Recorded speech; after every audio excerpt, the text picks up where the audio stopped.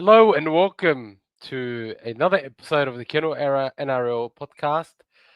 I'm gonna cop some heat today, I know, because the Broncos ended the Panthers' reign, and I have to, I have to put my hand up and say, brother, well done. I, you know, I'll get into it. I'll get into it. But Dibbo, how you doing, brother? I've got to Good, eat humble mate. Buzz, pie. buzzing. Doing really, really good. Really? Are Yeah, you that buzzing. happy that the Broncos won?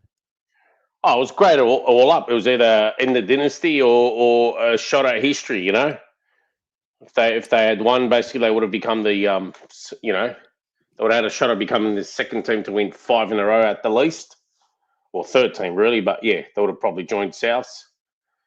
But not to be. At least they can be 4 in a row is a great achievement.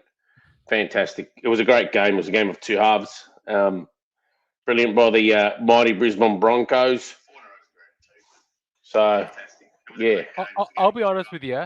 So first and foremost, the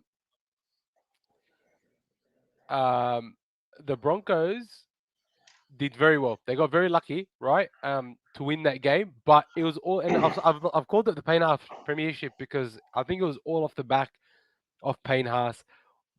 What a performance by Payne Haas! I mean, we can sit here and talk all day long about great players and about good players and about people that will stand out, but truly in that second half, had it not been for um, the Payne Haas show, I don't think the Broncos get anywhere near winning that game. Is that a fair assessment, Dib? Well, I mean, last week when we discussed this on the podcast, if you watched last week's podcast, head towards the end, I did clearly specifically say the only way the Brisbane are going to win this is A, Payne Haas wins his personal battle firstly against Moses Leota, and then B, just plays really out of his skin where he's taken on the whole Panthers forward pack that the rest of the Brisbane forwards can feed off him. So it pretty much did go to script. First half, honestly, all the Brisbane forwards were almost non-existent. Like the only one you could notice out there was Payne Haas himself. In the second half, up to about probably the 55th minute or maybe 60th minute, he was the only one having a dig. Xavier Willison, I thought, had a good dig in that second half. But with Payne continuously terrorising the Penrith side, obviously Reynolds Walsh, who's got to get some credit because he kept having a dig at him. And there's something a lot of people don't realise what Reynolds Walsh did in that second half was, and most of the game you find he was on the left-hand side. But whilst he was on the left-hand side, Nathan Cleary kept picking him off. Nathan Cleary's defence was absolutely impeccable on shutting down Walsh, for example. If you notice in the second half, he went to the right side. He almost got through the first few times, but he kept persevering. And then obviously you saw at the end, he supplied the basketball pass to Dean Mariner with a fantastic finish. He never stopped trying Walsh. He wasn't really, it was a really, really good game by him. Nothing spectacular, but good because he never stopped being dangerous. Credit to Reynolds. He lasted the whole game. He didn't overplay his hand. He let Walsh do more of the, let Walsh get more involved. I mean, Reynolds, in all honesty, everything Reynolds did was pretty good. He almost kicked the 40-20 a few times. Yeah, he almost pulled it off more than a few. I think he pulled it off once, was it? Well, he almost got close. Yeah, he almost got close 3-4 times, but his kicking game was great. It was good. He didn't overplay his hand, and just made sure what he did was right. And his kicking game was good. And yeah, it was just Ezra Mam, obviously he didn't break the line, but he always made sure he was dangerous. And yeah, it was just a phenomenal effort from Payne Haas. It was just on the back of him, and yeah, that's what happens when you play for 80, Elmo. We're in a group chat with a fair bit of boys, and they all said it was over at half time. I think it was myself, Finch, and maybe one other person. They said, hey, there's still a half a footy to go. Like, we understand that, Brisbane hasn't shown us anything that they'll chase down Penrith, but, there's still another half of footy. You can show nothing at half time, but then come out and, how many times we see it this year with Canterbury, for example. Even happened to Canterbury as well. They threw the game away against Brisbane. How many times in recent times have we seen a game of two halves? I thought one of the things that really worked, I feel, in their favor, the Broncos, was that I think that the Panthers should have been up a lot more than 14-0 at halftime. No denials, but you know what, Elmo? That's what happens when you don't convert. Yeah, I'm with you. And it's shocking that it was the it was the Panthers that couldn't convert. The Broncos, you could tell, were they needed to prove people wrong, and they wanted to prove people wrong. So good on them. People were saying, "Oh, Broncos got lucky." I'm like, go and stop watching footy.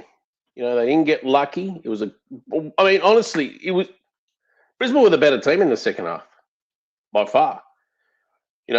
Penrith didn't take their halves didn't take their chance in the first half, but Brisbane kept trying. Sure, there was that deflection, but that's on the back of repeated possession and perseverance and never say die attitude.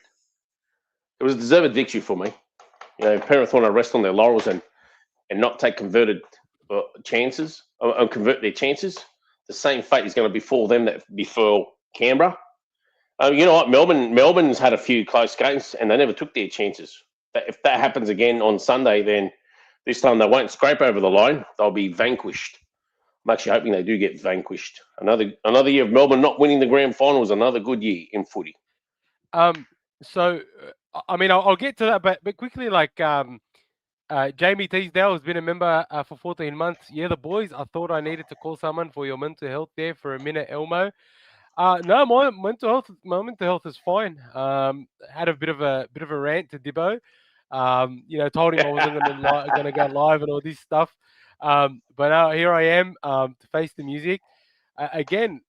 Great, great win by the Broncos up against the Panthers. Who are looking to make it into a 6th straight grand final. I do have thoughts that I will share, and they are a bit negative, but we'll wait.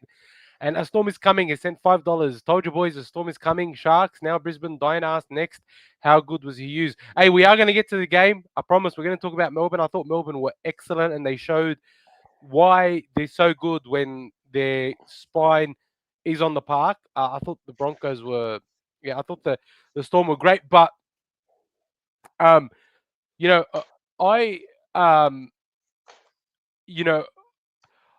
have to say that I reckon the Broncos making the grand final sort of cements something in my head, and I want to know what you guys think, right? This season's footy, on average, has probably been the worst we've seen in a very long time. And that's including the fact that a Bulldogs team that was so poor in the second half of the season still managed to come third.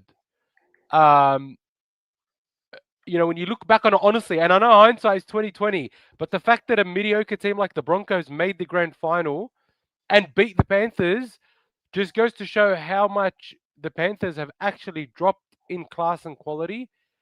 But similarly, it also goes to show overall how poor the competition has actually been.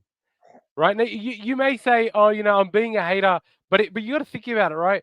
Even the Storm this year, they've made a grand final, but haven't been exceptionally convincing at all this year, in my honest opinion. So, I'm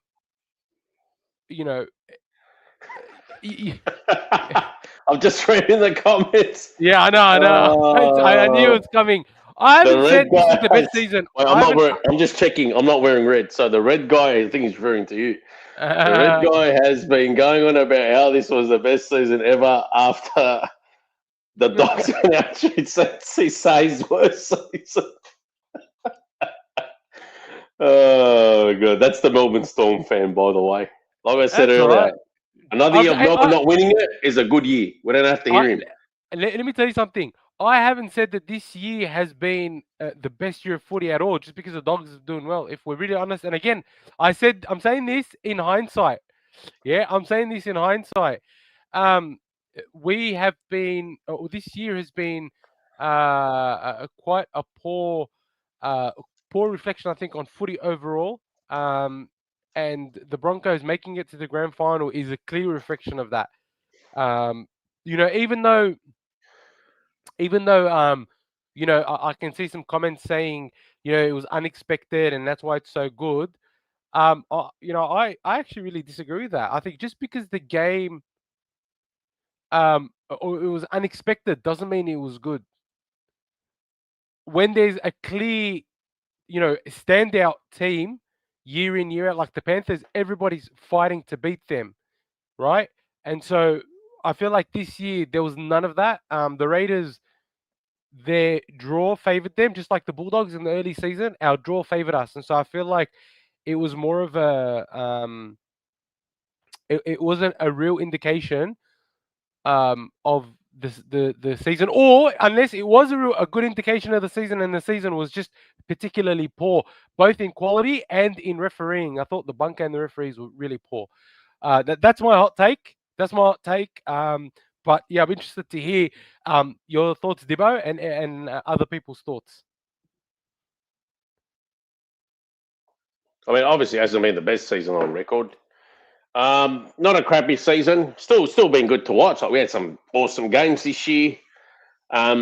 It was probably more of an open season, like no real standouts, if you want to put it that way. Like, obviously, Canberra got romped to the minor premiership in the end.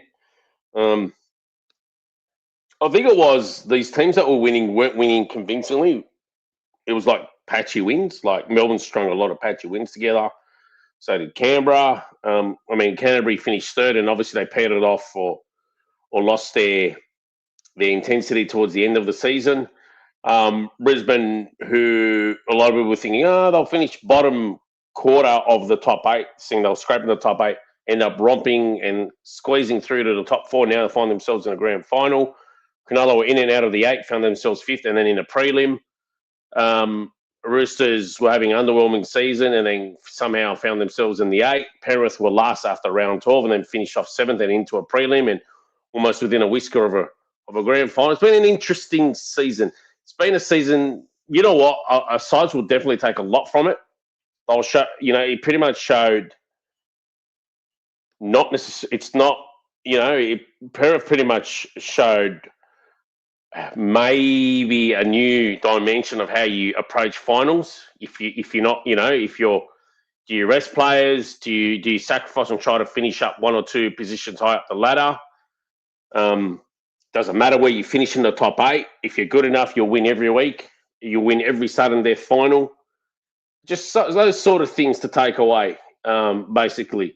I mean, Canterbury obviously showed, maybe the importance of a utility or maybe also showed that at the same time, you can't just solely rely on a small forward pack when it comes to the finals. Maybe it may work for you during the regular rounds. It's been a good season. It's been a good season to take away.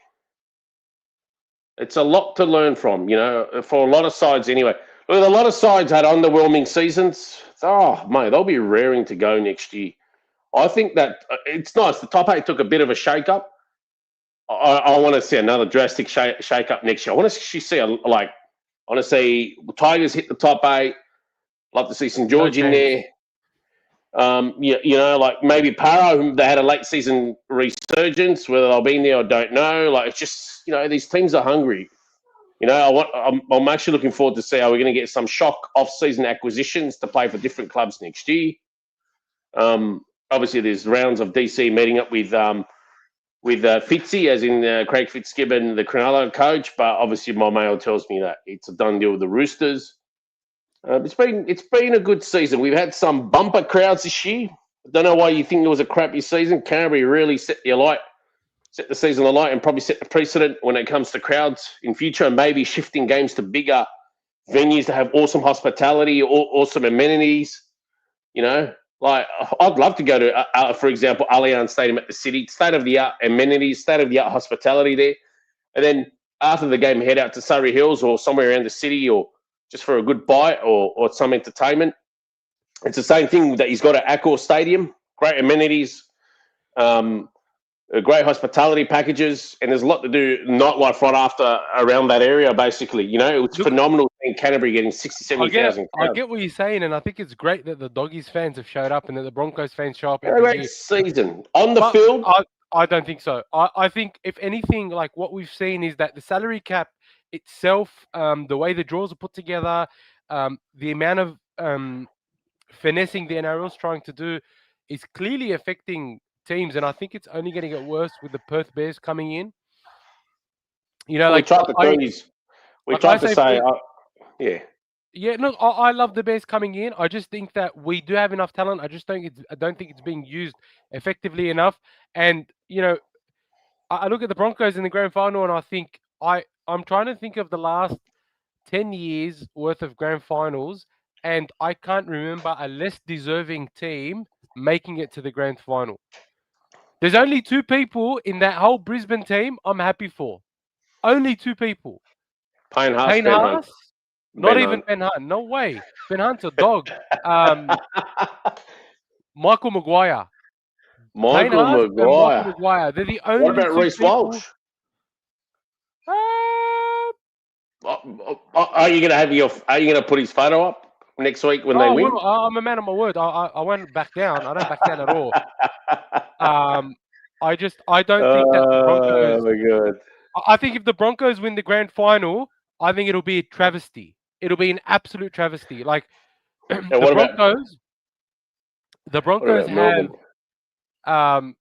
Broncos have been up and down in terms of their performances this year and last year. They have by far the best, and I say the best team on paper, right? And for them to scrape into a grand final, based off the referee giving them that win against the Raiders, yep. I think it's a travesty. Genuinely, I think it's a travesty. And if they do end up winning the grand final, I'm going to be very disappointed. Honestly, I'm very tempted not to watch the grand final. Like I'm just genuinely thinking, is it even worth wasting my Sunday evening on this grand final? Oh, come on! I don't want Melbourne to win. Honestly, I don't want Melbourne to win. But if the Broncos win, I think the NRL should hang their heads in shame. Right? They may think that it's a win, given that the Brisbane Lions have won. Right? And they want to counter that or whatever. But I'm just, look, if you made an argument to me and said that the Bulldogs made the grand final and they may not have deserved it, I could see your argument. I disagree. And so I'm not a Broncos supporter, so I can say this in a bit more with a clearer fashion.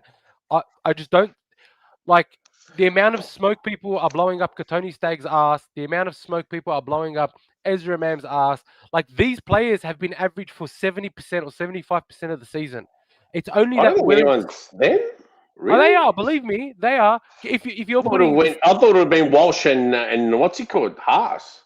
Well, they deserve it though. Walsh and Haas. Of course, I didn't realise anyone else would be getting smoke blown their ass. Bro, they're getting so much smoke blown up their ass. And they've been poor. Most of their players have been poor for 70% of the season. And the thing that burns me the most is that their best player outside of Haas this year was Walters, and he's got an ACL and he won't be playing in the grand final. And I feel so bad for him. I feel so bad for Walters because everyone's like, "Oh, Kevin Walters is gone. How is Walters going to be able to keep his position?" Billy Walters, and he has been fantastic. Like Walters has been this year at 9, at 6. Yeah, he's played better without his dad. And the other thing is, Tallis, Buzz Rothfield, and all these Amir have been putting shit on Michael Maguire all year. And you know how hard he pumps them and stuff. But lo and behold, it was his hard work, his training, his ethics, his work ethic is what got them through that Panthers game. I guarantee you, had Madge not put them what he put them through this year, they wouldn't have won against the Panthers. They wouldn't have been able to hold on. Sorry. But I still think it's a big travesty if the Broncos win the grand final. Like that for me, like that almost affects my love for the game. So if they win, what happens next? I'm gonna have to see Katoni Staggs' disgusting head acting like he's actually a good centre. The bloke can't defend for his life. They did all right. They did pretty good. The defense was pretty good in that second half. I don't think the Broncos. I don't think the Panthers threw much at them, to be honest. Well, I mean, sometimes you force them not to throw much at you. I mean, they could have done more. Penrith, 14-0, didn't carry on with it. And just at the end of the day, if you don't want to carry on with it and take your chances and not play for the full 80, you're not gonna be there. I just want to point out probably the shittest take of the year. Sorry, Tiam, but this is the shittest take I have heard all year. Staggs has not been better than Critter this year as a centre. Staggs has been nowhere near as good as Critter this year in any facet of the game, both in attack and in defence. You can make the argument for Herbie Farnworth, yes. The Dolphins capitulated after he got injured. But to say that Staggs has been better, bro, that is... I can't agree with that. Yeah. Sorry, Tim. I can't see where Staggs has been better than Critter. I mean, yeah, can't make an argument for that. Wise Up TV, thank you very much. I appreciate it, brother. Come on, chat. Some people subscribe, get our brothers to 3K for the many content they provide. I love it, bro. Thank you so much for Thanks, your mate. And support, congrats brother. on the weekend, mate. Is that their first reserve grade premiership? Yeah, was that the first New South Wales Cup premiership? Because I'll tell you what, bro. And then they play against the Queensland champions next week. That's right. Who are the Queensland champions? I don't know. I haven't even checked. I don't know. We're just going to assume maybe Brisbane East Tigers. I'll check now for you. Yeah, because I thought the Dragons were good in the first 20 minutes. They put up a fight, but there's just so much quality across the park for the Warriors New South Wales Cup team. Like that Sam Healy, him and Wade Egan as a 1-2 punch combination, bruh, what a great dummy half combo. The Burleigh Bears. The Burleigh Bears. Yeah, the Burleigh Bears beat Norths Devils 22-8. Hang on a sec. Yeah, just a few days ago on Saturday. Nice. Very good. Yeah. So, look again. I'm gonna keep hating. But I'm of the opinion that the Broncos were carried. Again, they shouldn't have beat the Raiders. I think the Raiders were very hard done by, and very, very hard done by. And I thought Ricky was very, what's the word? Very gracious in not making a bigger deal out of it, to be honest. Because, if I was coach, I would have lost my shit. They expected the Panthers to win. The Raiders to win 3 times that one game. Yeah, so Timothy, Sam Healy linked to the Bulldogs. Tenuous links at best. We're not looking at getting Sam Healy. There may have been an inquiry or something about Sam Healy's contract, but I think the Warriors are going to want to keep him. He's a great, great player, and I don't know if he'll be one that we will get. I think he'll do great. He'll be a great hooker off the bench, but I don't think there's much to that. Interestingly, I think it was Brad that mentioned the Fanatics TV interview, the Paul Kent interview with Seraldo. Actually, I think it may have been Jamie. Yeah, Jamie gave us a $5 super chat. Did you see Seraldo's interview on Dibbo's Mates podcast? Funny enough, you say, my mate. The other guy, Warren Livingston. When I played that 1 year at Balmain Rugby, he was actually the club president, and he owned the Fanatics. I think he bought back the Fanatics. But Warren's a good bloke. He's a St George fan. I've run into him a few times at Cogra Oval, and we all know the story with me and the guy that got flipped into the tree. So it is my mate's podcast, if you want to go that way. I didn't watch it, but I heard about it through the boys. The boys were unimpressed with Cam Serraldo. Like, all in the group chat, no one had. Seriously. Yeah, absolutely. I think they hated him more after that. That was just skimmed through the comment. No one had anything good to say. And they watched pretty much all of it or more than half of it. They were actually quite disappointed with Cam and his explanations. That was coming from four or five different guys, all just ripping into him.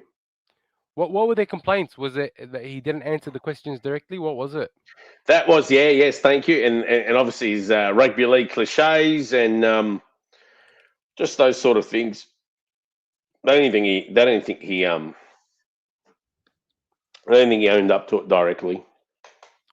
And I don't think he will. Like, even the answers he gave about Burden, I don't know. I wasn't convinced with with his answers about Burden either. Look, I know. I think he hinted at a positional change. I remember reading that basically. Yeah, he did. He said he could play. Whether it's a 5'8" or 3, he'll do a great job. I haven't watched the whole thing, mind you. But the problem I have is that there's no, like, even though Kenty was trying to make it somewhat entertaining and push some of the questions, you could tell like there was an agreement beforehand that Serraldo's agreed to do this as long as Kent sort of has some sort of like barrier where he doesn't keep pushing the question, because there's a lot there that isn't being said, and it makes me feel the worst for someone like Burden. I feel like when there isn't enough being communicated, because if Burden's not leaving, they'll just come out and be like, he's not leaving, and be very, very sort of animated about it. But they've been slow to respond, and even Serraldo's responses on the podcast, I felt like they didn't satisfy that desire. Like, bro, just prove it. Is he going or is he staying? And I didn't find that, so that was a little bit disappointing. But anyway, we don't need to talk about the Bulldogs. We need to talk about the Broncos. I want to say, I think that the Broncos, or that the Panthers, really missed Scott Sorensen. They lost him in the first couple of minutes, and I thought that if Scott Sorensen was out there, they probably wouldn't have been as gassed in the 60th or 70th minute. What do you think of that, Dibbo? I mean, obviously, it was a fact. It was definitely a factor. I don't know. Like, they still got up to a 14-0 lead. They still let it slip. I don't know. Definitely a factor. Whether they win or not, I couldn't tell you. It's just they still raced out to 14-0. They were putting them away in that first half. That intercept got called back for a bullshit penalty. That should never have been called back. I don't know. Who called that back? Was that the video ref? I think it may have been either the ref or the video. I don't know. Somebody kept. I mean, one of the boys in the chat kept saying it was the video ref. I don't know how the video ref calls it. I thought it was the touchy, but I don't know. Like, looking at it on live and all that, I was like, man, couldn't we let that go? Like, shouldn't that have been a try? But anyways, happy to accept it if it wasn't blatant. But yeah, I mean, we've been obviously Brian's come on now. He's not happy about the Broncos. He's not happy about the Dogs. Are we going to glaze the Storm next? I want to address something that Tiam's put up here. Everyone stop saying Woods is 7 next season. He said he will debut next year.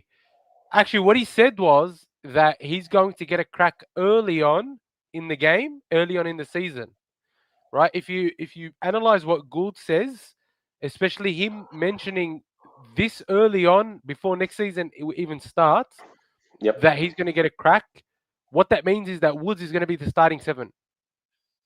They know that Woods is going to be the starting 7, and they also know that Galvin as a starting 6 is going to be a better 5'8" than Burden at 5'8". And so while they didn't say it explicitly, if you read in context with what Gould said, he said that he's going to debut early on in the season, which means at the beginning of the season, he's going to start at 7. Galvin's going to be at 6. Burton will either be at centre, at lock, what have you. But it's going to be a 7 and 6 combination. And I don't think the Bulldogs are going to wait any longer. Unless, for example, he's injured or he isn't as big as they need him to be. They've got Sean O'Sullivan to slot in at 7. But I think that Galvin's going to be 6 at the beginning of the year, no matter what happens. And then, what's it called? Woods is going to start at 7. That's what I think. Do you think that? Do you think? All right, let's just say they follow through that, and then whether you agree or disagree with Burton not being the halves, do you think they put him at lock so he's closer to the action rather than out on the fringes? Because if he's out on the fringes, his kicking game kind of like gets negated. You get me? Whereas lock, I remember Fittler used to play lock in the second half of his career, and Fittler was always, he was heavily involved in the kicking, heavily involved in the ball playing as well. He was also running onto the ball from his halves. Do they explore that and try to use Berto the same way that Fittler was effective at lock? Because essentially he was a 5'8", just taking a bit of forward duties up the middle, trying to pick on the tired forwards. I reckon that would work well for Berto lock, but let's just say they went down that path. Maybe in that sort of team, he's better off at lock than in centre. Whereas in rep footy, he could excel at centre because obviously you got halves like Cleary, Munster, for example, Dearden. A fair bit coming through, like Moses as well. There's a fair bit there. Luai that can, take on that role, and then anything he contributes is just an added bonus. I just feel like with the Dogs, maybe he's better off either in the halves or at lock, still close to the action, not at centre. They just don't have that sort of out-and-out dominant halves yet. We don't know how Woods will go, or Woods and Galvin will go next year. So that's just something to speculate and think about for now anyway, and see what Gus Gould and, or rather Cam Serraldo, not Gus Gould, Cam Serraldo does next year.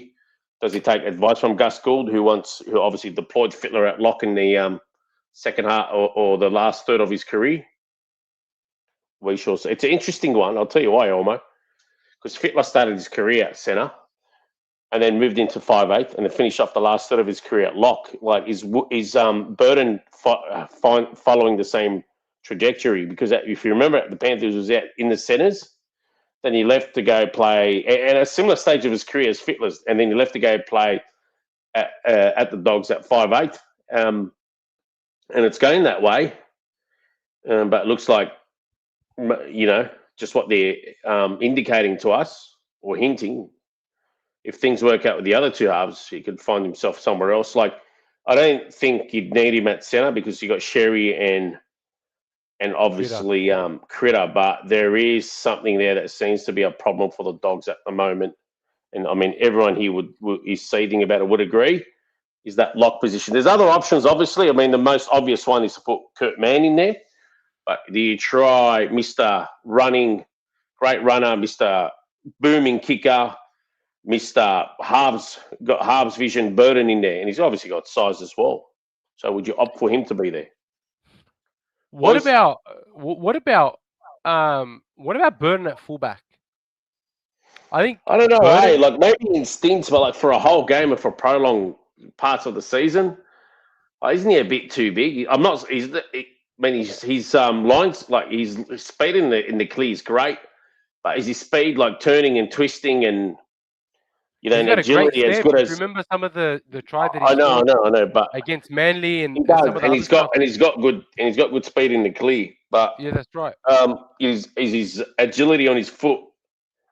Yeah, he's not a small boy, Elmo. Don't forget. I mean, how much is he weighing? 100 kilos, 105. Is he any bigger than Latrell?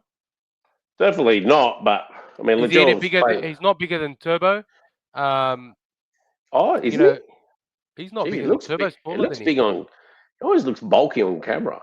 Yeah, but Turbo's huge. Turbo doesn't look bulky, but Turbo looks like he's just chicken legs. I know Turbo's big, but I mean, he moves different. I don't know, man. I mean, Berto, because we haven't really seen him in those sort of position on fullback. I don't know. Like, you got to see him there. Maybe play him there in the pre-season. There's nothing to lose, Elmo. Yeah, pre-season trial, training. I mean, let's say, I mean, it definitely in stints, 15, 20. Remember, Hodges played fullback. Obviously, he's a centre, but I remember Hodges played fullback for the Broncos. Fuck, he was good. I Yeah, didn't he say that killed us. forever. He killed us at fullback In in the 06, he 2020 in the killed Melbourne as well. 2006 preliminary final. He killed Melbourne, I remember, as well. Killed a few teams. Yeah, Remember, he took over from Carmichael Hunt and just started killing them. And then he didn't end up at fullback after that. They won the yeah. premiership. He went back into the centres. I don't know. I just thought, should have probably put him back there, permanent. I don't know. What did you think of the dynasty ending or the run ending for the Penrith It's not the Panthers? dynasty's not over. It's just the run. Like there's nothing. What dynasty? You still got Cleary in there. You still got a lot of influential players in there. Like Cleary's got about how old's he now? 27 or 28? 27, eh? Yeah, I think he's 27. 27, right? The guy's still got another eight seasons. Like, he's just over halfway through his career. What dynasty ending? The streak ended, yeah. The WrestleMania streak ended. But who's to say the Phenom won't be back? Of I course think he'll they'll be be back. better than I They're think they'll already be much hungry. better as well. They're still trying to sign they're still trying to sign players astutely and still trying to get juniors where they can. Unfortunately, in their case, they lose some boom juniors because they do have the best juniors in the country, the most juniors as well. But they're trying to they signed some good up and coming Warriors. I think they signed two of the Warriors forwards that played on the weekend, and one of them backflipped they got things coming in. Look, So, I think they'll be great. I think they'll be much better next year as well. I think they would have you know what? Yeah, I can't see them keep bleeding players. They bled players for 4 or 5. They bled players for literally 3 or 4 years. But it comes to a stage where it stabilises again. I feel like they'll stabilise in the next few years before they either get retirements. Before I see that they get retirements again, like maybe how old is Isaiah Yeo? 31, 30? Yeah, 31. Yeah. He's been around for a while, Isaiah Yeo. Like he's been around for over a decade. So Isaiah Yeo, maybe a couple of years. Who knows? Maybe Liam Martin after 2-3 years, for example. He's only 30 years old, Isaiah. Born in 30, 94. wow. 94, 31. Okay. So he's got about maybe He's got 2 or 3 3 years. years. I don't know if he wants to go that long. Let's just assume 2-3 years, right? Same thing with Liam Martin. Let's say he's got 3. No, so it will stabilise for a couple of years, and then they'll probably get some players retiring, or they'll let go of players, or they'll get some players. But I think they'll attract some good talent from the juniors again coming through. They won't lose as much like they did the last 3-4 years, basically. They bled some juniors. Katawa, Penrith Junior. The Dolphins halfback. 100%. Yeah. They've bled some forwards. Obviously lost James Fisher-Harris, lost Luai, they lost Critter, lost Burton. Kick out. I mean, the West Tigers winger. Yeah, they had Taylor May on the books once upon. Taylor May, Terrell May. They had a fair bit. They've bled. They have. They've bled a lot of players. They even lost Coruscant as well. Like, oh yeah, you could probably. I'm pretty sure you could field a starting 13 on players. You can field a top 4 starting 13, in my opinion. If you were to, look at the players that they've lost. 100% agreed. I know I tipped them for 6 Don't forget, Yongi was one of theirs as well. Isaiah Yongi from the Panthers. Yeah, of course. I tipped them for 6 in a row, but I didn't think they'd blend players that quickly. I never thought they would lose players that fast. It's insane. If they didn't, you would have got 6 in a row. Easy. More than that. Brad Cambridge sent a $2 super chat. Blake Taft got ripped off at Dogs. He's a fullback. I don't think he did. He had a couple of games there, and then Tracy took over and was just better. I feel sorry for Blake Taft. Yeah, Tracy was better. Played in that grand final in 21. I thought he had a great performance, but then sort of never got a chance from there. And he came to the Bulldogs to try and prove himself, and just didn't work out for him.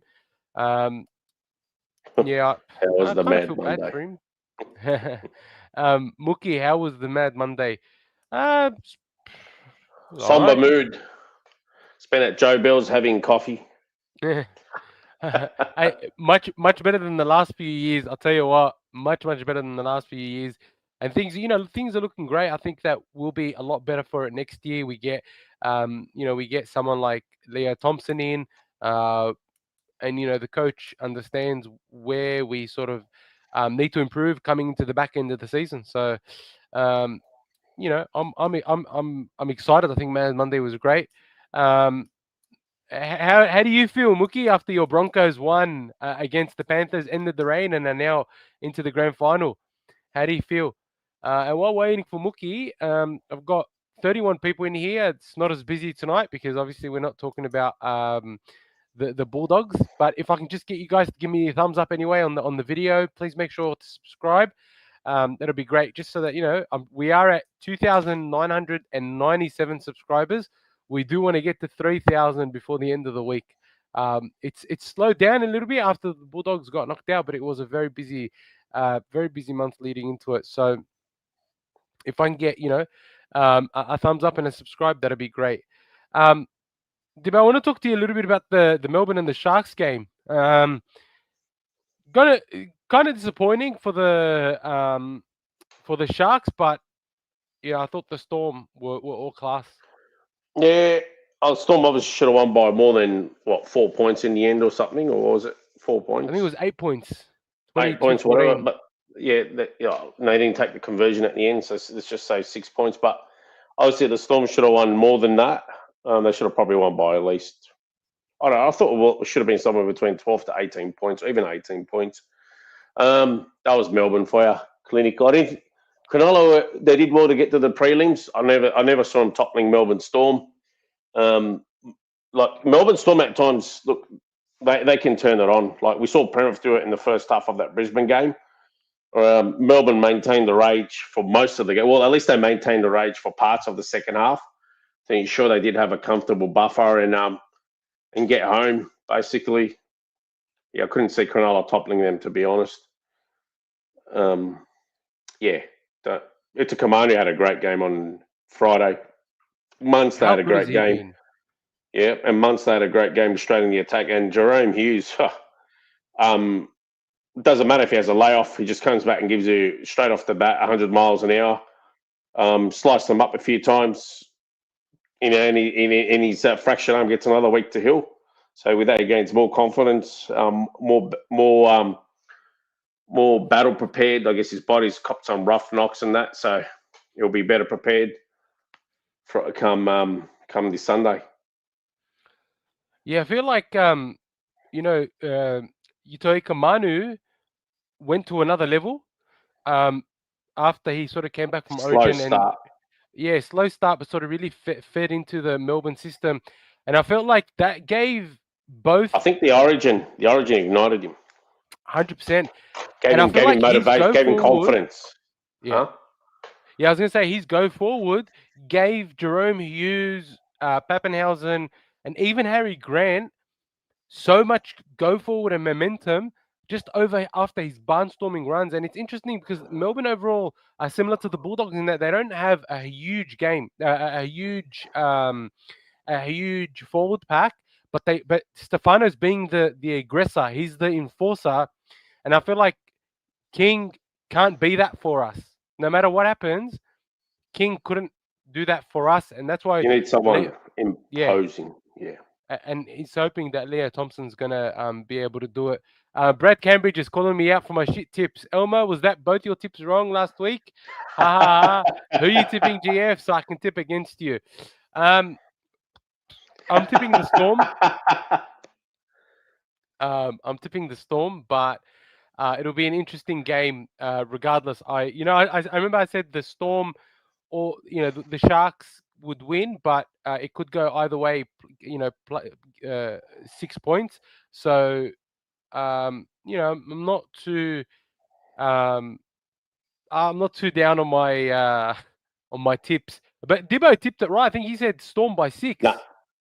I got the Storm right, but I didn't. I mean, the Storm. I didn't get the Brisbane Penrith one. I actually tipped, if you remember, I tipped the Penrith Panthers by 8. It was looking like going to script.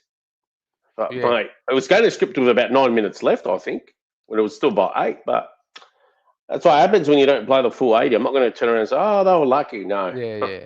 I mean, the fact they scored 0 in the second half, they let that slip. They didn't deserve to win. I'll tell you, it was great. I thought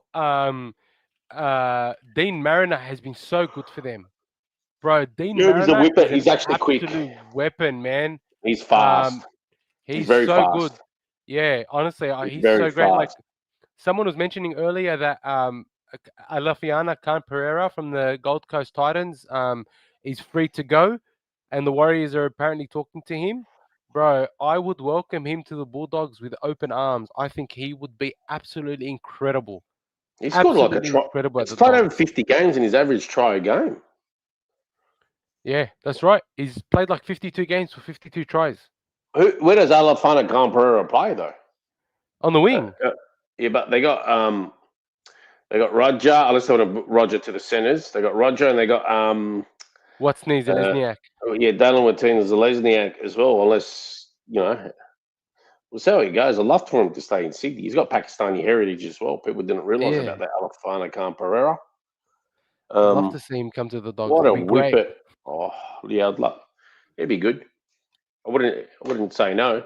I don't think he'd be commanding big dollars either. Yeah, I don't think he would either. But he'd probably want a first grade starting spot. Hence him leaving. I think that would be part of.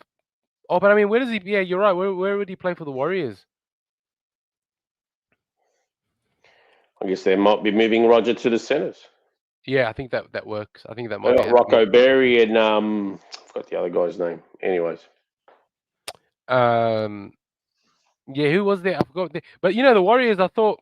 Anyway, I'm gonna do an overall season review for all the teams. Just a one long YouTube video, 2 minutes each, sort of reviewing each team's season. After the grand final, I'll do that. So look out for that. Dibbo, I want to get your thoughts on the grand final. I'll put the grand final teams up. This is going to be a short stream, guys. We're not going to go for too long. We'll probably just preview the grand final and then we will call it a night. I'm just going to get the teams. But Dibbo, what are your thoughts on the grand final? How do you think the grand final can go? And what are your sort of tips? far out. That Melbourne Storm pack's relentless on its assaults, isn't it? Oh no, just see. It's going to come down to how does the Brisbane forward pack respond to Melbourne. Look, the good thing is Patrick Carrigan's come back. So the enforcer, so Payne Haas is obviously other partner in crime is back. Bash Brother 1, Bash Brother 2. Or he's the enforcer's back. So if Payne goes, he'll go with him. And from there you want Piakura, he can go, but he's really got to step it up. Him and Ricky. Yeah. Ricky's got to really step it up. He's got to show grunt he's never showed in his life. He needs to win the personal battle against either Sean Bloor or what's his name, Katawa. Yeah, They got to win. You know what? You got to win always the personal battle first, and then try to take on the rest of the forward pack. I see Payne annihilating Utoikamanu. I don't see him getting one on Payne. Corey Jensen's got to try to match it with Josh King. It'd be nice to see Ben Hunt go head to head to Harry Grant. I mean, there was a few years there where you saw Ben Hunt was actually keeping Harry Grant out of the starting position in rep footy. Obviously he's in the twilight of his career, but he's not going to be able to stop Harry doing what Harry does. But he's got to try to do his own things out there and try to counter what Harry does. But yeah, he's going to be a mouth-watering clash in the forwards because the ascendancy would lie with the ever reliable and the never relenting Melbourne Storm forward pack. But I'll tell you now, they do have two weapons in that Brisbane team, and that's obviously Payne Haas and Patrick Carrigan. And if the rest of those boys can go out there and win their personal battles, they'll go a long way for basically for Brisbane to win that game. Brisbane's got some flyers. I know Melbourne's got flyers in the back line as well. It's going to be a mouth-watering game. Like look at the 1 to 13 from each side. It is mouth-watering. And then you look at the benches. Like for Tyron Wishart, you got Ezra Mam. For Lasardi, you got Kobe Hetherington. For Kamitha, you got Xavier Willison. And then you got Alec McDonald for Tyson Smoothie. So it actually goes down to the wire. It is insane. I mean, I love Ezra Mam off the bench. It's good. Try to inject him in those 20, 25-minute stints in each half, or 15 minutes in the first half, and maybe the last 20 in the second half. To try to, we saw what he did in the grand final 2 years ago, but to try to capitalise on any tired legs or any forward that's a bit slow coming across where he can squeeze through and try to blitz them. I mean, Reece Walsh won't stop. Reece Walsh is obviously in an answer to Melbourne's Brian Pappenhausen. Will Warbrick, like, how do you stop him? So obviously, Dean Marino's got to have one of those games, and Karapana's going to have a nightmare against Xavier Coates. Brisbane's got to try to find a way to help him out every time the high ball goes up or the ball goes out wide. Shibasaki, that is a phenomenal turnaround. Like, I used to think, what has Wayne Bennett seen this guy to take him with him, wherever he goes? And Shibasaki, man, my hat goes out to you, like what you've done on the field. And he was a journeyman. He went from Newcastle. He was at South. He was at Newcastle. He was at Brisbane. I think he was at North Queensland. He was playing Queensland Cup. He's put on a bit of size this year. He's put on good size. That's probably what's helped his career too. He's worked on his fitness. He's worked on his attitude to training and on the field. And he's gone from being like a reserve grader that might just spend the rest of his career just playing out for paychecks around the country or going to England, to all of a sudden being a starter, playing in the grand final, going back to where he started, and then also being in a Queensland winning starting series where he was the starting centre. Phenomenal turnaround. And I think he can hold his own against either Nick Meaney or Jack Hovarth, and then obviously got Katoni against one of whoever they match him up against. Look at the Melbourne. Look, the only thing I see where I see sets it apart is the halvesy. Like, Adam Reynolds and Ben Hunt are both 35 going on to 36. They are in the twilight of their career. A few years ago, or maybe 4 or 5 years ago, they were both zip. This will be hard to pick. But like, the only thing I can definitely choose when it comes to halves, I would choose, as it stands, Jerome Hughes over Cam Munster, like over them. But regardless, obviously Hunt and Reynolds got to defend their heart out and try to shut him out. But what they can do is what they need to do is do their stuff right. Then obviously you got strike weapons in that team that can try to, contribute, like Walsh, Staggs, for example. Haas, when he wants to run rapid. Ezra Mam. They got a game plan. Madge's got a game plan. That's what he has to. He has to follow that game plan. Sorry, Norm. I was glazing both teams, Norm. Like, they're both the grand finalists. I was glazing them. I only glazed Canterbury for about 27 rounds this year. Unfortunately, they're not in the grand final. But Norm, I had to glaze both sides because there is fantastic players in both sides. Like Xavier Willison, my hat goes out to him. He came back from injury on the weekend. And for me, he was the second best forward out there. I called it. Some people tried to shut me down, but then post-game, all reports were saying Willison was quite influential behind Payne Haas in that Brisbane forward pack. Tyson Smoothy, I thought, was good when he came on. And I was having a discussion with our missing Broncos fan tonight. I don't know where he is. But because it's funny, I was telling him I would take out Pakes and put Smoothy in there because he can cover lock and hooker. And then he was saying, he was trying to make a case for Pakes. I thought, couldn't see where he'd stay. But in an odd one, Talty got made to make way. And, Smoothie's got grand final experience. He's been there. But, yeah, Talty got made to make way, and Corey Pakes kept his spot, or Tyson Smoothy, whoever. But, so yeah. I was actually going to say, one person I do feel sorry for, given, you were talking about Chibasaki and his sort of rise to fame. I thought Ben Talty's unlucky not to be in the 17. I just thought they need that extra proper forward on the bench. Like, Tyson Smoothy will be your backup hooker and your lock, or you need him go out there, do a job for 10, 15, and you bring him back off. He covers a few positions. He's Mr. Fix-It, almost. Yeah, but I think Corey Pakes, go on. No, I was just gonna say, for hooker and covering those positions, you've got Ezra Mam that can go into cover the halves in the back line. Ben Hunt, Ben Hunt, Kobe Hetherington, and Tyson Smoothy.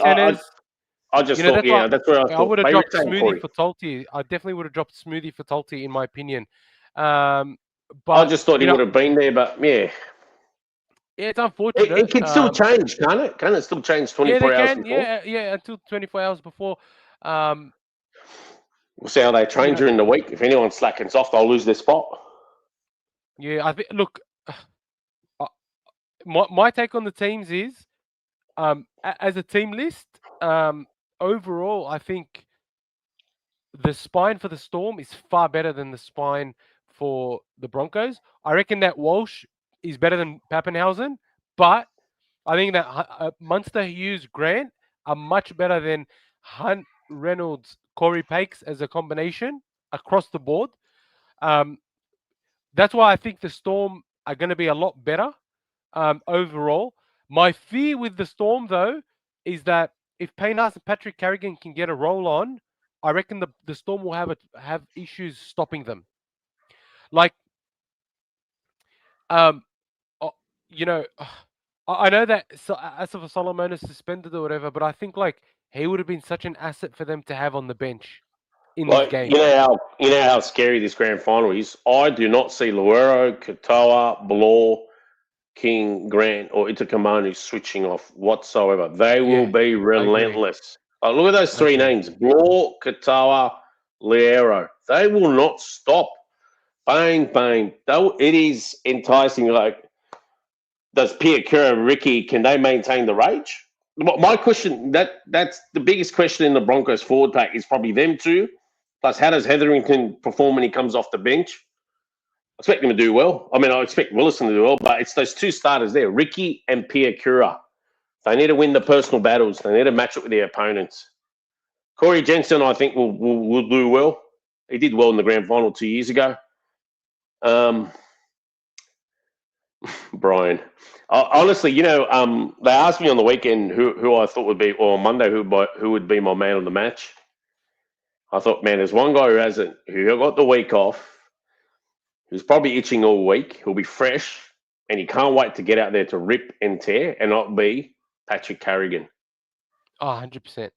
I mean, man, Payne Haas, man, he keeps proving any doubters wrong. Yeah, just keeps giving, man. I want him to see him win a premiership ring. It is so cruel, so unfair that, he's talked amongst with the greats, but he doesn't have a premiership ring to go with it. But we all know he's way better than all of them. But then idiots will come out and try to make the argument he hasn't won a title. I really want him to win this, like, real bad. Do you reckon if Payne Haas wins a grand final with the Broncos, he may consider actually leaving? To go where? Oh, you mean another team? Yeah. I don't know why he'd need to leave Brisbane, to be honest. Like, his whole family's up there. Like, he's got a brother on the Gold Coast, Cleese Haas. So he's got two youngins there. Boy's 14, 15. He's got a wife and two kids. I mean, obviously his parents are up there, or have they brought his father Gregor down? Or, anyways, wasn't his father locked up? Yeah, isn't he? Is he extradited to Australia? Or, man, I don't even like talking about that topic. But anyways, his mum's up there. He's got extended family up there. I don't know why he need to live in Brisbane. Why would he need to live in Brisbane to come down to Sydney and live in Greenacre? Because his manager's from the area. Oh, it doesn't necessarily have to be Sydney. No, it could be Perth. I just want to, you know what? I just want to drop that on all those Dogs fans, because no. And why should it be able to be Canterbury, the only option? But no, I don't see why he'd need to leave Brisbane. He's up there. There's no suggestion to say he's otherwise. I don't know why people would trying to bring in, he needs to come down and play for Canterbury. No. He can go play for Perth Bears if he wants to. I'm sure they'll pay him. I don't actually think the Bulldogs would pay the amount that he would be asking anyway. Because if he, for example, if you look at what he would be commanding as a player, he would, like, to come to the Dogs, he'd probably take up, I don't know, 1.5 mil from the salary cap, and the Bulldogs won't pay that for even a halfback or a fullback. Do you think they're really going to pay it for a prop? I don't know. We could probably buy. But this isn't just another prop. He is a prop. Yeah, but isn't just another, like, there's, I know, like, there's great props, but there's immortal props. But he is still a prop. Like, to be honest, any position, I strongly believe the Bulldogs will not pay overs for any position, no matter how good you are. What are the comments saying? Let's see. Well, can I ask you something? Yeah, go for And it. Brian, we did talk about Serraldo's interview earlier, but I think you weren't on. We actually spoke about for a couple of minutes on that whole interview. But can I just ask, how much is Critter's rumoured contract a year? So he's going to be upgraded to about between $1 and $1.1 million a year. You don't think that's quite a lot for somebody to be playing in the centres? They might touch the ball 10 or 15 times a game max. You don't I think think that's overs? No, I don't think so. I think that if Payne Haas was to come for that value, I wouldn't think it's overs. But here's Because the thing. Here's the thing, though. Like sometimes, and I say this a lot of the Payne times about. Haas, that's not overs. I agree. But they got to give more than just that to entice him down. No, so my point is that what I think, like my honest opinion, is this. The thing about Critter and a lot of these players, you need to understand that is that they're more than the sum of their parts. So it's not just about the team. It's not just about individual aspects. It's about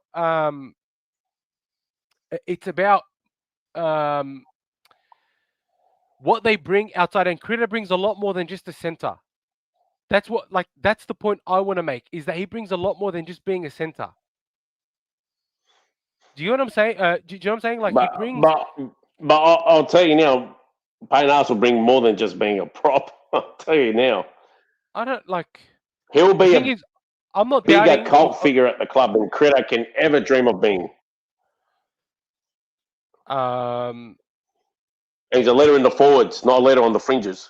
Don't forget. Look, what we're missing ultimately is just a barnstorming prop. A prop that can play 60, 70 minutes that intimidates other teams. Having someone like Payne Haas Is it crazy? Yeah. Did he stay? Yeah, did he stay out on the whole game on the weekend? Yeah, he played I'm 80 sure minutes. he stayed out. That is insane. Yeah, he played 80 minutes. And then he had to defend a lot and still polished off like nearly 200 barnstorming meters. That was all impact. 49 tackles, 0 missed. What a player. Can you believe that? 49 tackles, 0 missed. Like, bro, what a Ferrari.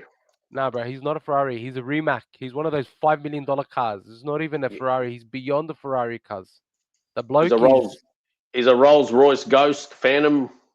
What is he, an army vehicle? A Humvee, all put in one? Whatever you want to call him. He's whatever you want to call him. Is it? Wow, it's one of those vehicles in the Transformers. They just go all terrain. They can fly. They can do anything. He's incredible. And he doesn't chase his ass off. Clearly takes that shot. I agree. The fact that he got there about a couple of beaters before everyone else. Yep. And pushed the guy next to him to run harder as well. Otherwise, Cleary's just got a clear shot. No pressure. There was only 2 of them, I think, chasing. And who was the guy next to him? Was it Hetherington or Jensen? But he took him with him, Obviously, Haas still finished ahead of him in the chase. But look at what he does. He's a freak, man. Oh, mate. Yeah, what a player. Absolutely. Yeah, what a player. Anyway, let's. Yeah. Sorry. Let's give our give our thoughts. Let's give our thoughts. Who's gonna win? By how much? And give me an anytime try scorer. I mean, anytime try scorer, the safest bet in all of that would be obviously would obviously be Xavier Coates. That would be your safest option. I'm going to go for the victory. They just come out of nowhere, the Broncos. Like, they're still scraping through. Like, brain says Melbourne, heart says Brisbane. But I'm going to say, fuck you, brain. And you know what? I'm going to say Brisbane. That's what I'm going to say. I'm going to say Brisbane by 4 in a showstopper. Absolute heart stopper, not showstopper, but heart stopper. Brisbane by 4. Brisbane by 4. Something, I don't know. Something's got to not go to script for Melbourne, surely. Something's not going to go to script for Melbourne. I hope so not. Otherwise, otherwise, we won't hear it for another year from somebody that I know. But yeah, unbearable. I'm going to say Melbourne by 12. I'm going to say Ryan Pappenhausen, anytime try scorer. Yep. And I'm going to say that it's going to be close for 65 minutes, and then the Storm are going to run away with it. Yeah. Well, good shout. Who's your man of the match? H. Grant, Munster, I was thinking Harry Grant, but I feel like this year is Munster's Hughes, year. I Munster, think right? it's Munster's year. I think Munster's Nice. been Munster's sort of gone under the radar a little bit this year.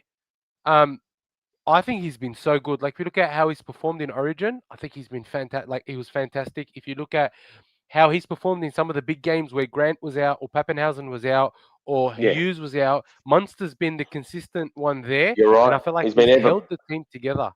ever present. You're absolutely on the money. He's been ever present. That's a good take. For me, as I stated earlier, Patrick Carrigan. He needs to be man of the match. Payne Haas is going to give you a 15 out of 10 performance, but it's Patrick Carrigan that needs to step his foot forward. Because Look, they get not just one effective, they get two effective. They can really skittle that whole Melbourne forward pack. Remember look, if Carrigan 2 years ago? You couldn't touch him. you're right, but that was off the back of, don't forget, they had Haas, they had Jensen back then, they Flegler. had Flegler, they had so many different forwards there. And I think that if the Broncos are to win, Payne Haas will be the Clive Churchill medalist. I don't think there's any two ways about it. He's the only Nice. one that can win it for them.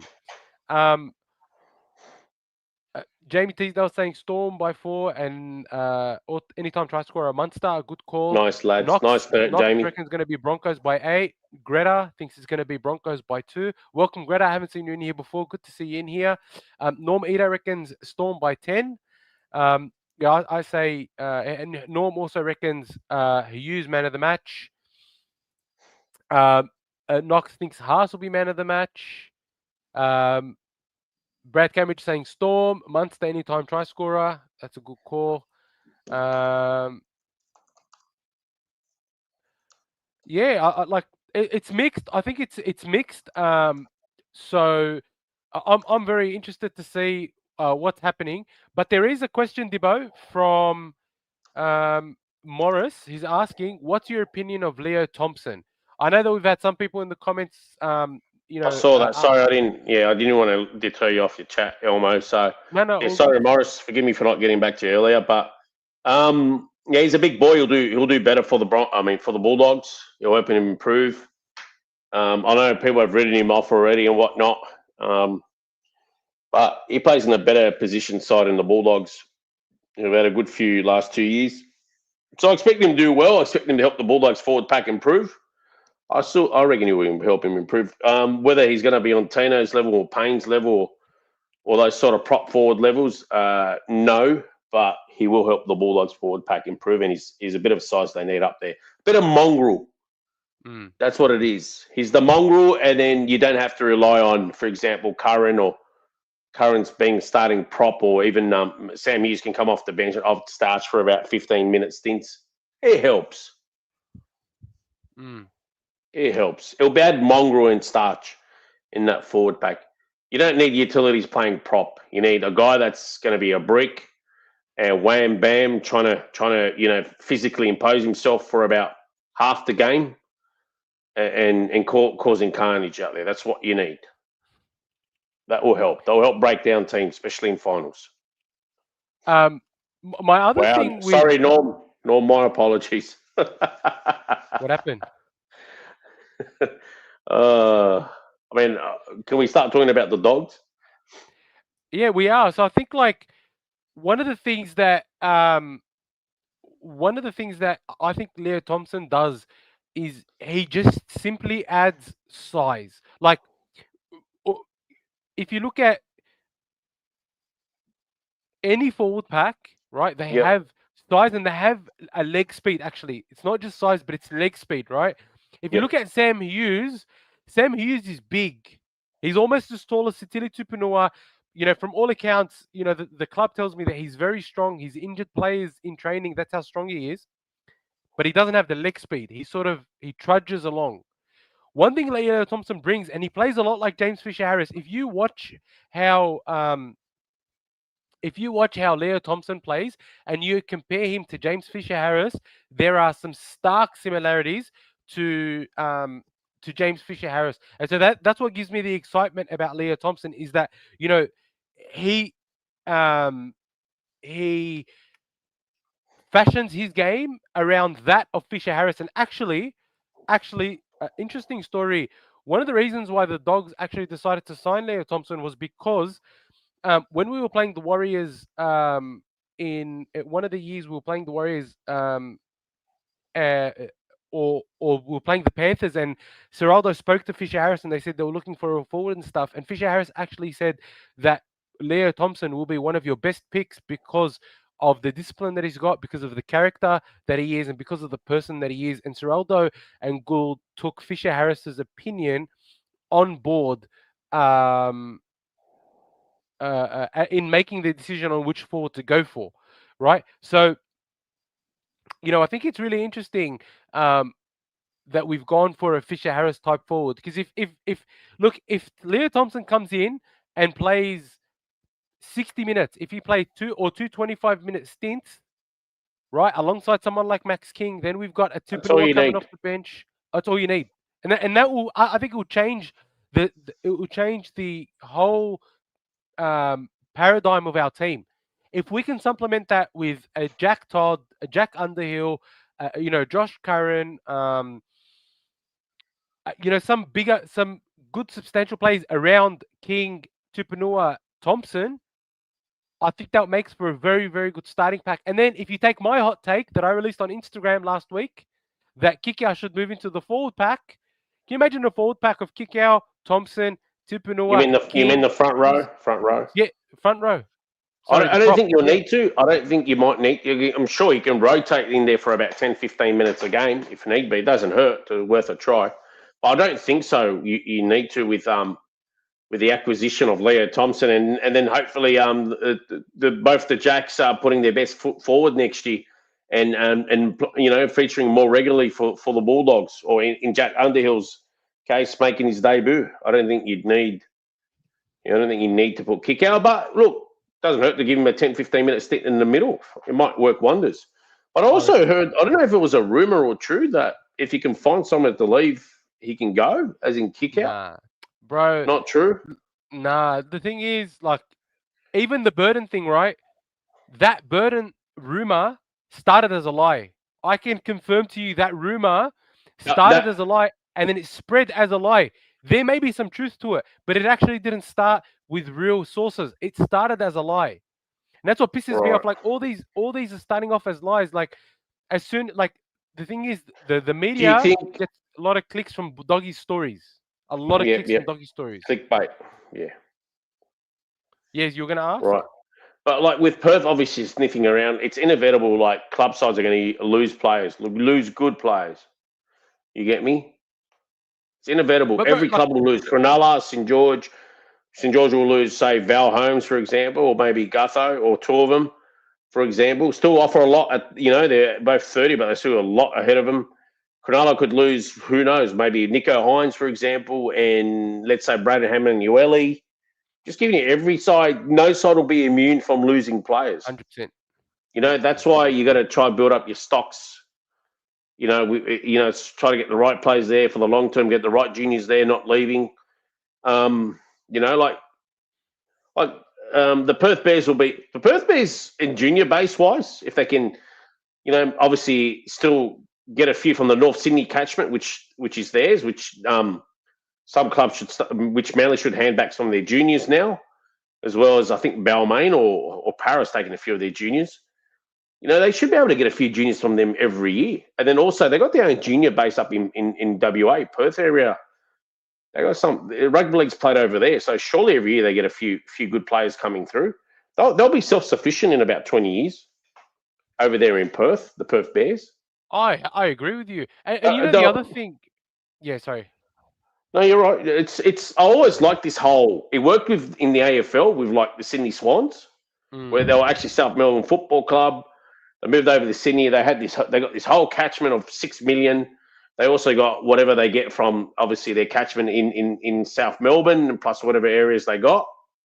It was an established club. And look, you got the North Sydney Leagues Club. They got their own junior base. Sure, it's not the best junior base in Sydney. It's probably one on the low end, but I'm sure every age they'll get one or two players that may have it to go on to bigger, higher honours. Like that's where Preston came from the North Sydney comp. So, and he has it. He played for the Roosters after, and he went on. Look at him now for the Bulldogs, and he's been talked about in Origin circles. So, and then the Perth Bears in the Perth catchment area, it's about 2-3 million there. I'm sure they'll get a few every year. It works wonders. Like look at Fitzroy Lions. Them and the Brisbane Bears merged. They got the Victorian or Melbourneian counterpart, and they got the Brisbane counterpart. And look at it now, 5 premierships later in 25 years. But on that as well, like, people are speculating, Burton's going to be a Bears target. But if the Bears come to Burton and say, hey, dude, here's 1.2 mil, come to the Bears. Everyone's going to be a target. Everyone is going to be a target. If he's That's what getting we're all going to be 50% more, if he's getting 50% more going to the Bears, you almost can't begrudge him for taking that deal. Oh, of course not. That's what I'm saying. Everyone's going to lose. And you can't have loyalty to clubs. Like I know loyalty gets thrown around a lot, but if you look at what the Bulldogs did to Sexton, what they did to Marnie, like whether you agree with it or not, it was a shit go by the club. If you look at club player, it wasn't a great way to handle it, right? And so there's clearly no loyalty from the club to the player. So I don't think the club's handled it wrong. I think it's just been a whole media blow up. I'll tell you why. Marnie and Sexton had nothing but good things to say about the club. There was nothing malicious. It's how the papers and the media and the voices chose to report on it and make an issue out of it. I think it was probably known to them from ages ago. Look, you're not in our plans next year, or we can only offer you X amount of dollars. So we're giving you the heads up. Maybe look somewhere earlier. And that's what Marnie's done. I'm sure he could have stayed on to the Dogs next year. He's gone to North Queensland. Perfect. He's getting more money and he's got a longer contract. There was a whole vacancy there with Robertson coming to the Roosters. With Sexton, I don't see where the Dogs have wronged him because they threw him a lifeline. Remember 2 years ago? He drove down in the middle of the night, I think on a Thursday or Friday with his father and played on that weekend. He was sitting languishing and, then let's just say he was earning $250,000 the last 2 years. Right?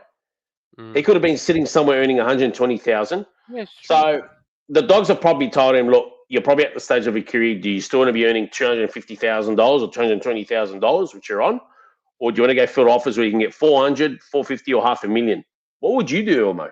Stay on $250,000? He wanted $500,000. His asking price was $500,000 a year. And perfect. And then the Dogs saw their season obviously the Tinker Man probably did play around a bit too much, but they tried to reinvigorate their season. I honestly don't think they did anything wrong in the way they let the players go. It's the nature of rugby league. It's the nature of rugby league. It's the harsh reality. The Dogs aren't immune. The Dogs aren't immune. It will happen to them. It can't only happen to, say, St. George losing players or, for example, South Sydney losing players or Brisbane Broncos losing players. Or West Tigers or Penrith Panthers. Look at Penrith Panthers. My God, how many players have they lost? Just want to give a quick shout out to Morris. He gave us a $10 super chat for the analysis Morris. you gave on Leon Thompson. Really appreciate your support. Jamie Teasdale's given us a $5 super chat. Leo will help Max King step up, I reckon, and Leo won't be the same, but he can play a similar role as the Ogre did. I actually don't think he'll play like the Ogre. As I say, I think he'll play a more direct, more controlled game where he'll be like the James Fisher-Harris type. I think Ogre was very rough around the edges, where I reckon Leo Thompson will bring a more refined approach at prop, and he'll have a task to do, and that will be. Ogre was crazy. He was just crazy. Please. That's what I'm saying. He was just psycho. It was very unrefined around the edges. It was insane. He was 100 miles an hour. I don't know how more people didn't die with him on the field. Yeah, he was insane. He's insane. Quickly, Magas is asking, so are we catching up? Has a time and date been set? So we haven't set a time and date because Dibbo is going overseas. And You know what? I so, can do this weekend. Honestly, this weekend I can't do this weekend. Actually, unfortunately, like we haven't. The thing is, if we I want, can we do can do Thursday. we can do something after you get back. I don't want to know anyone when I get back. Yeah. And Anyways, Norm's called us out. He's like, the podcast catch up is a lot like the podcast. New studio, never happening. you know what? No, I'll take it back. When I get back, let's do a podcast where we do probably reviews from the studio, and then release it as a snippet. What do you reckon? Yeah, we could do that. We can do that. And look, I hopefully have more time on my hand now. It's the summer the new season, and studio should be available by then. We have the ball is in motion. This time, I promise, the ball is in motion. It will take it may take until next year till we get ready. We're doing everything manually, and it's not a full studio space, but it is going to be a studio which will be much better than this. Much better than what we've got right now. I hate this setup, mind you. I haven't said this all year, but I will say it now. I hate this. I would much rather be live, sitting face to face with Dibbo, being able to, switch cameras and do a be able to do a proper view, bring on proper guests and things like that. It just hasn't panned out for us this year, unfortunately. But we love you all the same, for all your support. And I promise we're going to continue to release good content, continue to go as hard as we've gone all year and more. But with that, it is almost 9 o'clock. We weren't supposed to go this long, but we have. It's been a long day for me. There's been a lot happening. And I appreciate your Norm. What's the Shibak? Why am I up for? What's Norm doesn't seem to be too happy at the moment. But yeah, love you. I appreciate all your support. Appreciate all your time. As I say, it's almost 9 o'clock. Sorry, I just saw Jamie respond here. Elmo, I mean, he will set the standard for the forwards 100%. I think he's going to be the owner, the leader of the forward pack. He's going to come in there and he has to claim it as his own. That's the only way he's going to be successful in his role. Just like James Fisher-Harris did. No matter how good Moses Leota was, it was James Fisher-Harris' forward pack, and everyone went on the back of James Fisher-Harris. So I completely agree with you. Just as we go, Jamie Tizak gives a $5 super chat. Good one as always, boys. Been a good year until the next one. Up the dogs. Stay safe. Will do. You too. Say hello to your little one for us. Norm, I'm still waiting for you to tell me what got your goat. But other than that, I love you all. Have a great night.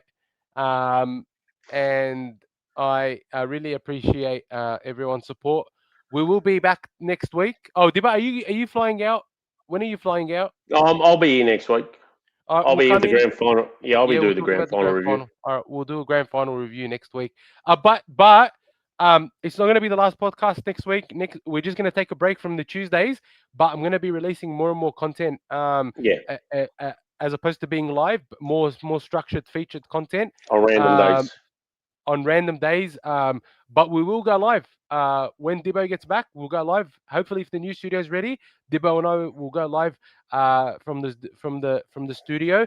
Thanks, Norm. I want everybody go like us on Instagram. We do have a broadcast channel. Join the broadcast channel. That way, I'll give you guys updates when we are going live and stuff like that. We just do everything on Instagram. But with that, I love you all. Everyone that's still here, Maras, Knox, Brad, Norm, Jamie, who else is still here? So many people still. Morris, every one of you guys, Dib, we love you all. Appreciate all your time, and we will talk to you next week to celebrate a Storm grand final win. Have a good night.